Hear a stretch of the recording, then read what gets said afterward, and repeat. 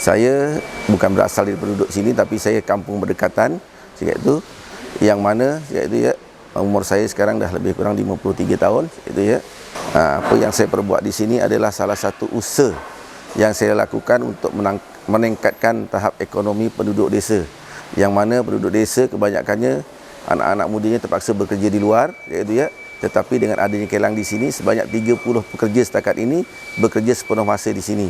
Semuanya penduduk tempatan, anak-anak muda tempatan di sekeliling sekitar sini saja iaitu. Inilah yang saya fikirkan lagi dulu, bagaimana caranya saya boleh membantu iaitu, dan saya dah mula mendapat idea dengan adanya kilang air mineral yang saya buat ni. Ini salah satu CSR yang saya buat untuk membantu penduduk di sekitar sini, yang mana anak-anak mudanya ketandusan peluang pekerjaan yang berdekatan. Bukan tak ada tempat kerja di bandar, banyak kerja, tapi memerlukan kos yang tinggi untuk menyewa rumah, kos perjalanan.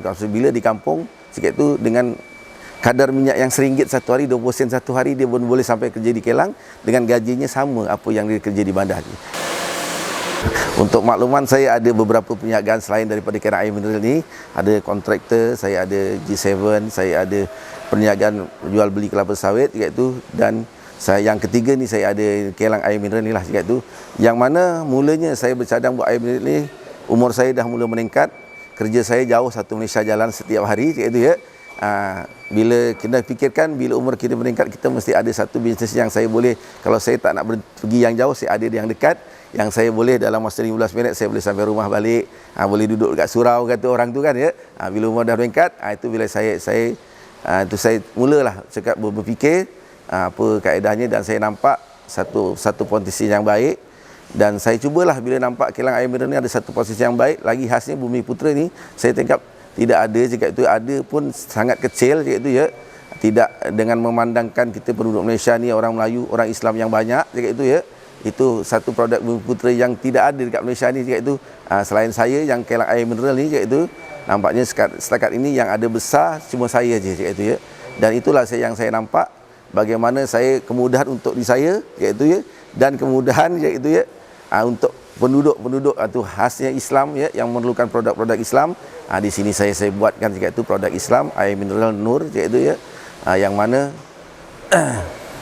kita tidak dapat di tempat lain iaitu, dengan kadar PS yang tinggi kat sini 7.6, tidak ada di tempat lain di Malaysia. Boleh ditengok, kita boleh Google dekat KKM ya, tidak ada juga itu di Malaysia, Indonesia, Brunei, Sabah, Sarawak, Filipina, tidak ada PS yang 7.6 tu, tak ada. Dekat sini saja. Gitu. Ini sebenarnya tanah saya, iaitu ya, tanah saya di sini iaitu. Yang pertamanya dulu tanah ni adalah kawasan bukit yang sangat tinggi. Kat sinilah yang paling tinggi kawasan bukit dia. Tapi saya sebagai kontraktor, tanah saya dah ambil, saya dah jual, dah buat jalan, buat apa. Jadi satu kawasan yang flat, form yang rata, bawah iaitu saya tak nampak nak ditanam kelapa sawit pun tak sesuai, tanah dah diambil, itu dah tandus. Jadi saya cubalah iaitu cari ikhtiar lain, apa yang ada yang saya boleh memanfaatkan di atas tanah saya ini, itu saya buat uji kaji untuk cari gali, untuk diorang semua geologi, panggil geologi untuk gali, kita tengok air apa yang ada di dalam tanah ni iaitu.